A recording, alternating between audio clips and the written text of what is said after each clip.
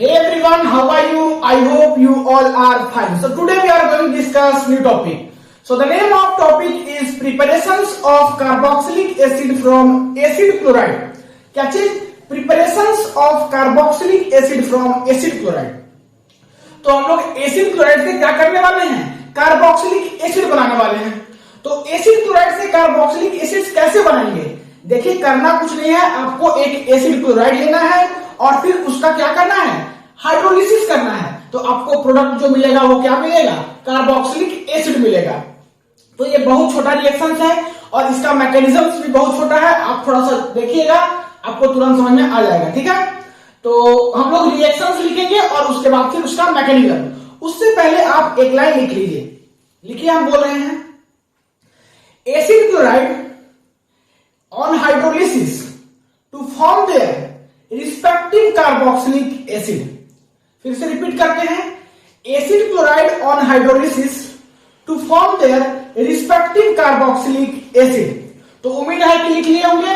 नहीं, तो अब हम लोग लिखते हैं रिएक्शन, उसके बाद फिर उसका देखेंगे मैकेनिज्म। तो हम एसिड क्लोराइड का जनरल फॉर्मूला लेते हैं। नहीं, that is R C double bond O C L. ये क्या है? आपका एसिड क्लोराइड है। नहीं, यहां आप नीचे लिख दीजिए एसिड क्लोराइड। ये क्या है? एसिड क्लोराइड है। इसका हम क्या कर रहे हैं कि नॉर्मल हाइड्रोलिसिस कर रहे हैं H2O के प्रेजेंस में। तो होगा क्या कि ये बनाएगा आपका carboxylic acid, that is R C double bond O H. नहीं, इसका नाम क्या है? इसका नाम है कार्बोक्सिलिक एसिड। ठीक है, और साथ ही साथ जो है आपका बाई प्रोडक्ट जो बनेगा वो बनेगा HCl। क्या बनेगा? HCl बनेगा। ठीक है, तो ये हुआ इसका रिएक्शन। इसी का हम लोग मैकेनिज्म्स देखने वाले हैं। मैकेनिज्म्स बहुत छोटा है, यकीन मानिए।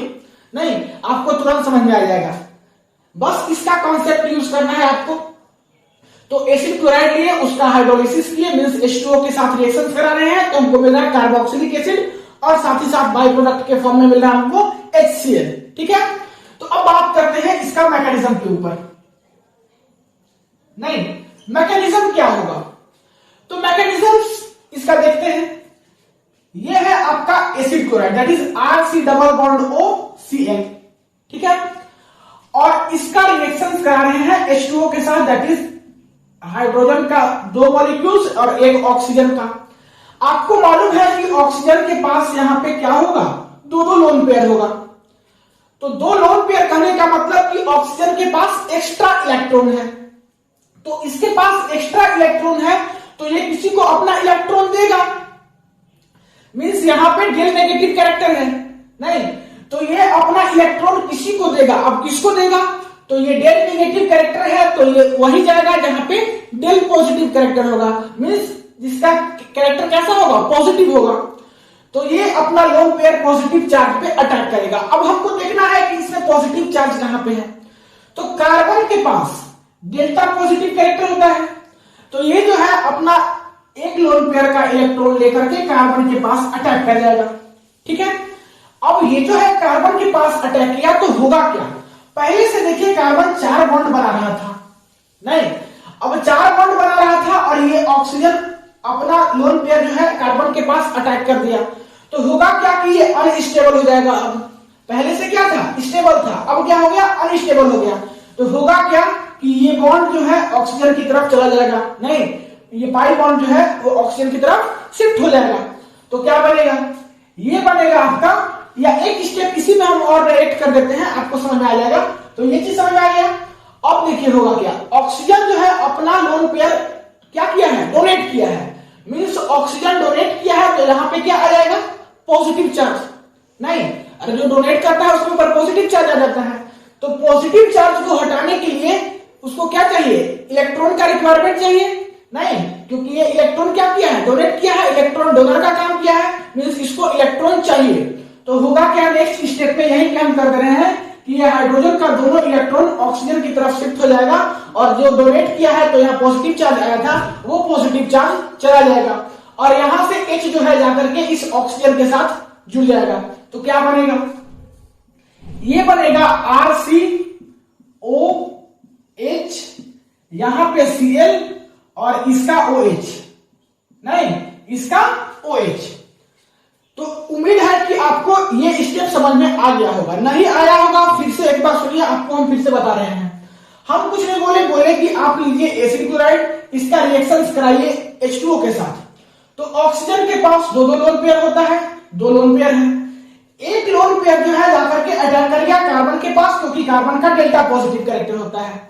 अटैक किया तो इसका स्टेबिलिटी गड़बड़ हो जाएगा, तो ये पाई बॉन्ड शिफ्ट होकर के ऑक्सीजन की ओर चला जाएगा। नहीं, अब पाई बॉन्ड ऑक्सीजन की ओर चला गया। अब हम बोले कि ऑक्सीजन अपना लोन पेयर डोनेट किया है कार्बन के पास, तो इसके पास पॉजिटिव चार्ज आ जाएगा, मींस ये इलेक्ट्रॉन डोनर का काम किया है ना, तो इसके पास पॉजिटिव चार्ज आ जाएगा। तो इसका पॉजिटिव चार्ज को हटाने के लिए हमको इसको इलेक्ट्रॉन देना होगा। तो कहां से इलेक्ट्रॉन देंगे, तो ये हाइड्रोजन का इलेक्ट्रॉन शिफ्ट कर दिए ऑक्सीजन के पास और इसका पॉजिटिव कैरेक्टर हटा दिए, और यहां से जो हाइड्रोजन है ऑक्सीजन के पास चला गया। ठीक है, तो ये बना। अब देखिए होगा क्या, यहां पे क्लोरीन लगा है, तो क्लोरीन पता है कि आपका बेस्ट लिविंग ग्रुप होता है, ये क्या करेगा, लिव कर जाएगा। तो होगा क्या कि ये हाइड्रोजन का इलेक्ट्रॉन जो है इधर शिफ्ट होगा और कार्बन ऑक्सीजन के बीच में डबल बॉन्ड बनेगा। तो यहां से H जो है आपका बाहर निकल जाएगा, हाइड्रोजन बाहर निकल जाएगा, और यहां से क्या होगा कि Cl लिविंग ग्रुप होता है, Cl यहां से बाहर निकल जाएगा। तो होगा क्या कि यहां से आपका HCl बाहर निकल जाएगा, यहां से H और यहां से Cl, HCl बाहर निकल गया और ये बना लेगा RC, ये वाला बॉन्ड इधर शिफ्ट हुआ है तो डबल बॉन्ड, और इधर OH, और यही है आपका क्या चीज, कार्बोक्सिलिक एसिड। तो आप जो रिएक्शन लिखे हो उसमें देख लो कि आपका जो था मैकेनिज्म करने के बाद जो प्रोडक्ट आना था वो आना था कार्बोक्सिलिक एसिड और HCl, तो दोनों चीज आपको यहाँ पे मिल गया। तो यही है इसका मैकेनिज्म, बहुत छोटा मैकेनिज्म है, कुछ नहीं करना है, बस इस स्टेप को समझना है। अब हम बात करते हैं कि यहाँ पे जो हम लोग R यूज कर रहे हैं, ये R क्या क्या हो सकता है। नहीं, तो R की अगर हम बात करें तो R जो है आपका H हो सकता है, या कोई भी अल्काइल ग्रुप हो सकता है। क्या हो सकता है, कोई भी अल्काइल ग्रुप हो सकता है। तो चलिए डिफरेंट आप H लीजिए या कोई भी अल्काइल ग्रुप लीजिए और डिफरेंट प्रोडक्ट बनाइए। जैसे बात करते हैं कि अगर हम H लेंगे तो रिएक्टेंट क्या होगा और प्रोडक्ट क्या होगा। नहीं, तो चलिए हम H लेते हैं, तो H लेंगे तो यही होगा HC double bond O Cl, ये सब खैर अपने से आप कर सकते हो। तो H2O के प्रेजेंस में इसका जब हाइड्रोलिसिस करेंगे तो जो प्रोडक्ट बनेगा वो बनेगा HC double bond O OH नहीं प्लस HCl। ठीक है, उसी प्रकार से अगर हम CH3 लेंगे तो क्या बनेगा, तो CH3 बस लगा देना है, कुछ नया नहीं करना है। ठीक है, ये हम क्यों बता रहे हैं, ये हम इसलिए बता रहे हैं कि हो सकता है एग्जाम में डायरेक्ट इसका नाम दे देगा, इसका नाम क्या है, फॉर्माइल क्लोराइड, और बन क्या रहा है, फॉर्मिक एसिड। तो आपसे डायरेक्ट एग्जाम में पूछ सकता है कि फॉर्माइल क्लोराइड से फॉर्मिक एसिड का कन्वर्जन कीजिए, तो मैकेनिज्म सेम होगा, बट आपको नाम पता होना चाहिए कि फॉर्माइल क्लोराइड किसको बोलते हैं और फॉर्मिक एसिड किसको बोलते हैं, तब तो आप बना दोगे। अगर आपको नाम नहीं पता रहेगा तो आप नहीं बना पाओगे। तो ये रहेगा अगर रिएक्टेंट CH3 तो प्रोडक्ट क्या बनेगा, CH3 C double bond O OH plus HCl। इसी तरीका से अगर C2H5 रहेगा तो क्या बनेगा, तो C double bond O Cl, इसका भी हाइड्रोलिसिस करेंगे तो बनेगा C2H5 C double bond O OH plus HCl।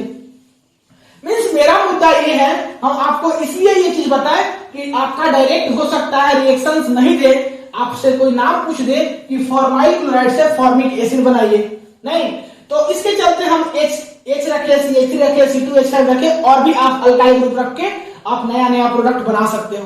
ठीक है, नया कार्बोक्सिलिक एसिड का फॉर्मेशन कर सकते हो। तो आपके ऊपर हम होमवर्क एक छोड़ के जा रहे हैं कि इसका जैसे फॉर्माइल क्लोराइड नाम है, इसका भी कुछ नाम होगा, इसका भी कुछ नाम होगा।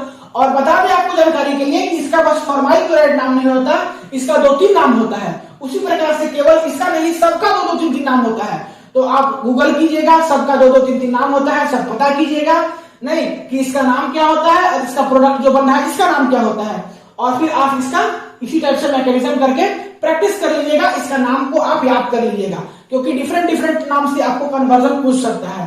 नहीं, मैकेनिज्म इसका बहुत इजी था, इसमें जो मेन पार्ट है सो यही है। तो उम्मीद करते हैं कि ये रिएक्शंस आपको समझ में आ गया होगा कि कार्बोक्सिलिक एसिड हम लोग एसिड क्लोराइड से कैसे बनाते हैं।